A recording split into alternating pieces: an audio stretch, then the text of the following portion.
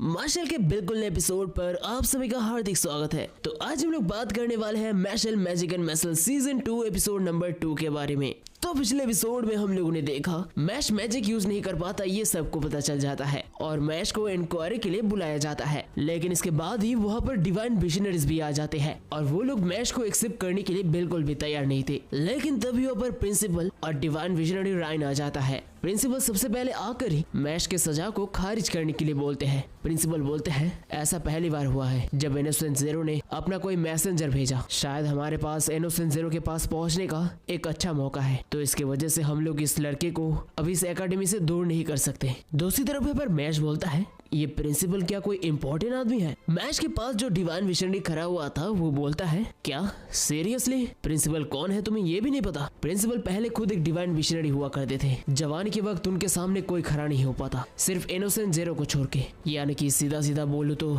वो एक living legend है। जो डिवाइन विजनरी यहाँ पर मैश को मारने के लिए आए थे वो बोलते हैं सर मैं आपके पोजीशन को अच्छी तरीके से समझता हूँ, लेकिन मैं आपके इस फैसले को एक्सेप्ट नहीं कर सकता। नियम सबके लिए एक होना चाहिए और इस लड़के को अपना सजा मिलके रहेगा। लेकिन तभी यहाँ पर प्रिंसिपल मैश का जान बचाने के लिए खुद ही झुक जाते हैं। ये देखने के बाद सभी डिवाइन विजनरी बहुत ही ज्यादा सरप्राइज हो जाते हैं और सभी डिवाइन विजनरी बोलते हैं नहीं नहीं सर, आपको सर झुकाने की कोई जरूरत नहीं है। प्रिंसिपल बोलते हैं मैं जानता हूँ कि वो मैजिक यूज नहीं कर सकता और वो थोड़ा दिमाग से पैदल भी है और वो कोई स्पेशल स्टूडेंट भी नहीं है, लेकिन उसके पास एक अनोखा गिफ्ट है। वो लोगों के दिल को समझ सकता है और हमारी इस नई दुनिया को बदलने की जरूरत है और ये लड़का ही ये पॉसिबल कर सकता है। और मेरा सिर्फ ये ख्वाहिश नहीं है, ऐसे काफी सारे लोग हैं जो मैजिक यूज नहीं कर सकते। अभी तक हम लोग उन लोगों के साथ बहुत ही बुरी तरीके से पेश आए हैं, लेकिन मुझे ये कभी भी सही नहीं लगा। मैं जानता हूँ हमारे भी कुछ कानून है, लेकिन मुझे जो गलत लगता है वो गलत है। ये सुनने के बाद यहाँ पर सारे डिवाइन विजनरीज बहुत ही ज्यादा सरप्राइज हो जाते हैं। प्रिंसिपल कितने सारे बात बोलने के बावजूद भी डिवाइन विजनरीज यहाँ पर मानने के लिए बिल्कुल भी तैयार नहीं थे।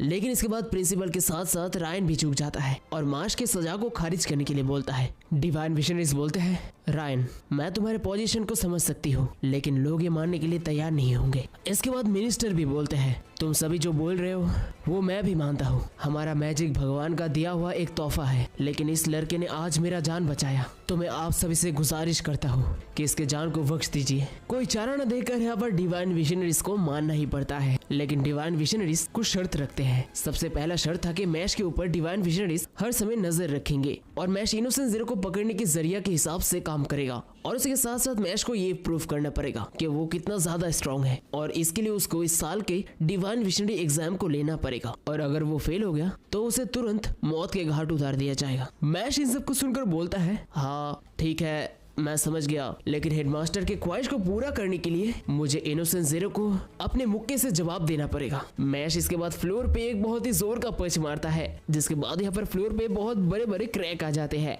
इसके बाद नेक्स्ट दिन मैश अपने दोस्तों के साथ शॉपिंग के लिए निकलता है। क्योंकि मैश के साथ अभी तक बहुत कुछ हो चुका था, तो मैश का दिमाग ठंडा करने के लिए मैश के दोस्त यहाँ पर मैश को शॉपिंग के लिए लेकर आए थे। मैश यहाँ पर शॉपिंग के लिए एक बड़ा सा आर्मर और एक हथियार लेकर आ जाता है। ये देखने के बाद यहाँ पर फिन बहुत ही ज्यादा शौक हो जाता है और सिर्फ यही नहीं भाई, मैश आने के बाद यहाँ पर मार्केट के बीच में ही एक्सरसाइज करना शुरू कर देता है। इसके बाद लेंस वहाँ पर आता है। लेंस यहाँ पर पूरी तरीके से तैयार होकर आया था, लेकिन भाई यहाँ पर मैश ने अपने कोट के नीचे अपने बहन का फोटो छपाया हुआ टी शर्ट पहना था, यानी कि और एक सिस्टर कॉम्प्लेक्स वाला मूवमेंट। मैश, फिन, लेंस और डॉट वो चारों पहले एक डार्ट शॉप में जाते हैं, लेकिन भाई ये मैजिक वाला डार्ट शॉप काफी ज्यादा अलग था। डार्ट शॉप के अंदर एक कोआला रहता है, जिसे गुदगुदी करवा के उस कोआला से तुम्हें चीख निकलवाना है और उसके नाक से जो चीख निकलते हैं अगर वो बोर्ड के सीधे पॉइंट पे जाकर हिट करते हैं तो ही भाई यहाँ पर सबको प्राइज मिलने वाला था। लेकिन मैश यहाँ पर सीधे जाकर एक डार्ट उठाता है और सीधे जाकर बोर्ड के पॉइंट में हिट करने की कोशिश करता है, लेकिन भाई डार्ट यहाँ पर बोर्ड पे टकरा के उल्टा यहाँ पर डॉट के सर के ऊपर लग जाता है। डॉट बोलता है ठीक है कोई बात नहीं, ये तुम्हारा पहला टाइम था, मैं तुम्हें दिखाता हूँ कि ये कैसे किया जाता है। इसके बाद डॉट भी एक डार्ट फेंकता है, लेकिन ये उल्टा मैश के सर के ऊपर लग जाता है। इसके बाद वो चारों मिलकर एक जादू के छड़ी की दुकान पे जाने का प्लान करते हैं। लेंस को यहाँ पर नया जादू का छड़ी चाहिए था, तो लेंस के साथ साथ यहाँ पर बाकी सभी जाते हैं और क्योंकि इनोसेंट जीरो अभी एक्टिवली काम कर रहा है तो इसके लिए सभी को तैयार रहना पड़ेगा। लेंस बोलता है अभी हमारे पास जितने गोल्ड कॉइन्स हैं उसके हिसाब से हम सभी एग्जाम बहुत ही इजीली ले पाएंगे, तो एग्जाम को जरूर से पास करना मैश। मुझे कोई भी फर्क नहीं पड़ता तुम्हारे पास मैजिक है या फिर नहीं। मैं अपनी बहन की कसम खा के बोलता हूँ, नेक्स्ट टाइम हम दोनों जब आमने सामने होंगे तब मैं तुम्हारे ऊपर आसानी नहीं बरतूंगा। इसके बाद वो दोनों जादू की छड़ी के शॉप में जाते हैं। ये बहुत ही अलग और स्पेशल शॉप था। इस शॉप के बीच में एक मैजिक सर्कल था, जहाँ पर खड़े होकर अपने मैजिक यूज करने के बाद जो जादू की छड़ी जिसके लिए फिट है वो उसके पास ऑटोमेटिकली आ जाता है। सबसे पहले यहाँ पर फिन ट्राई करता है। फिन जैसे अपना मैजिक यूज करता है ऑटोमेटिकली उसके पास एक नया जादू का छड़ी आ जाता है। इसके बाद लेंस भी ट्राई करता है और लेंस के साथ भी बिल्कुल वही होता है। क्योंकि लेंस एक डबल लाइनर था तो लेंस को एक बहुत ही स्पेशल जादू का छड़ी मिलता है, जिसको देखकर यहाँ पर डॉट का बहुत ही ज्यादा जलने लगता है। इसके बाद मैश का बारी आता है। दुकानदार बोलते हैं तो क्या तुम ट्राई करना चाहोगे? लेकिन यहाँ पर फिन सोचता है नहीं, ये तो मुश्किल वाली बात हो गई, मैश तो मैजिक यूज नहीं कर सकता।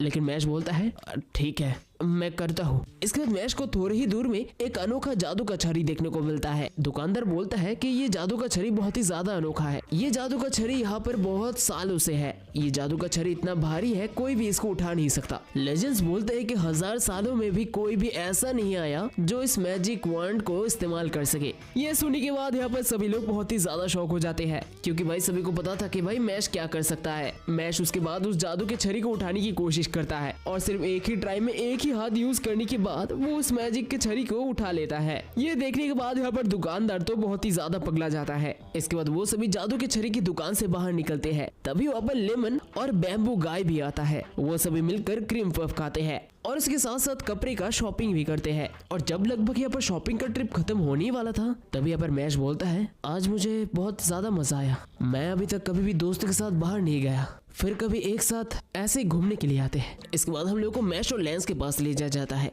वो दोनों अपने डॉ में बैठकर गोल्ड कॉइन काउंट कर रहे थे। मैश के पास यहाँ पर टोटल 7 गोल्ड कॉइन्स थे जो एग्जैक्टली उसको चाहिए था। इसके बाद हम लोग को थोड़ा पीछे ले जाया जाता है, जहाँ पर मैश यहाँ पर राइन से मिलता है। मैश राइन से बोलता है कि वो घर जाना चाहता है, लेकिन राइन बोलता है क्या तुम घर जाना चाहते हो और अभी इस वक्त में? मैश इसके बाद बोलता है ठीक है आप कह रहे हैं तो मैं रुक जाता हूँ। नहीं मैं घर जाना चाहता हूँ। इसके बाद हम लोगों को डिवाइन विशनरी ऑर्टर के पास ले जाया जाता है, जो किसी के साथ बैठकर यहाँ पर डिनर कर रहा था। और रिसेंटली मैश के बारे में जो फैसला किया गया था उसके बारे में ऑर्टर उस बंदे को बताता है। ऑर्टर बोलता है हेडमास्टर का फैसला मैं अभी भी नहीं मान सकता, तो मैं तुमसे यही कहना चाहता हूँ वो लड़का कैसे भी करके डिवाइन विशनरी एग्जाम के अंदर नहीं आना चाहिए। हम लोग को जानने को मिलता है मिस्टर ऑर्टे जिस बंदे के साथ बात कर रहे थे उस बंदे का नाम है मार्गरेट, जो और का ड्रॉम से है। मार्गरेट बोलता है ऑर्टी लगता है तुम काफी ज्यादा सीरियस हो इसके बारे में,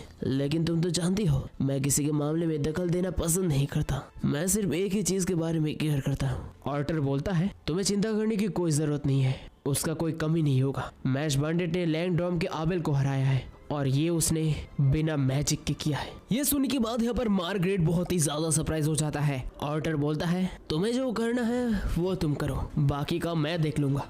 इसके बाद मार्गरेट अपनी कुर्सी से उठकर अपने पियानो की तरफ जाने लगता है और अचानक से वो पियानो को बहुत ही जोर जोर से बजाने लगता है और हम लोगों को एक बहुत ही डरावना धुन सुनाई देता है। इसके बाद हम लोग को मैश के पास ले जाया जाता है। मैश यहाँ पर अपने घर पे अपने डैड के साथ मिलने के लिए आया था और सिर्फ यहाँ पर मैश के डैड नहीं थे, मैश के डैड के साथ साथ वहाँ पर ब्रैड भी थे, यानी कि जिसने मैश को एकेडमी पे भर्ती किया था। लेकिन मैश भी यहाँ पर अकेला नहीं आया था, मैश के साथ साथ यहाँ पर मैश के दोस्त भी आए थे। मैश के दोस्त को देखकर यहाँ पर मैश के डैड बहुत ही ज्यादा इमोशनल हो जाते हैं। मैश के डैड बोलते हैं मुझे विश्वास नहीं हो रहा है कि मेरे बेटे का कोई दोस्त भी है। मुझे हमेशा उसको दूसरे दुनिया से बचा के रखना पड़ा, मुझे कभी नहीं लगा था कि उसके कोई नॉर्मल दोस्त हो सकते हैं। डॉट यहाँ पर बोलता है ये दोस्ती से काफी ज्यादा बढ़कर है, हम लोग राइवल्स है और मैं एक सख्त लौंडा हूँ। इसके बाद लेमन अपने आप को इंट्रोड्यूस करती है। लेमन बोलती है आपसे मिलकर बहुत खुशी हुई ससुर जी, मैं मैश का फ्यूचर वाइफ हूँ। मैश के डैड यहाँ पर ये सुनकर बहुत ही ज्यादा सरप्राइज हो जाते हैं। मैश के डैड बोलते हैं क्या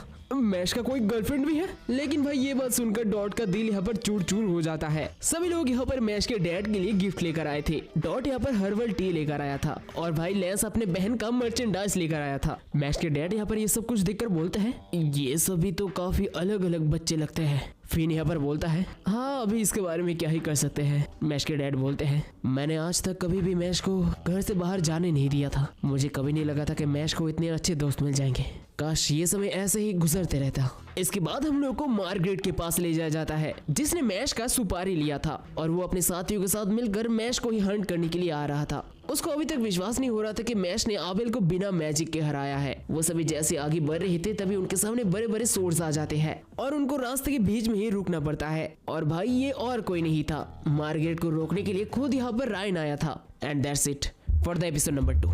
तो एपिसोड नंबर 2 तुम लोगों को कैसा लगा जरूर से मेरे को ऑब्वियसली कमेंट करके बताओ। एंड वीडियो से तो वीडियो को लाइक करो, चैनल पे नए हो तो चैनल को सब्सक्राइब करो। तो गाइस मिलते हैं अगले वीडियो के साथ, तब तक के लिए बाय बाय।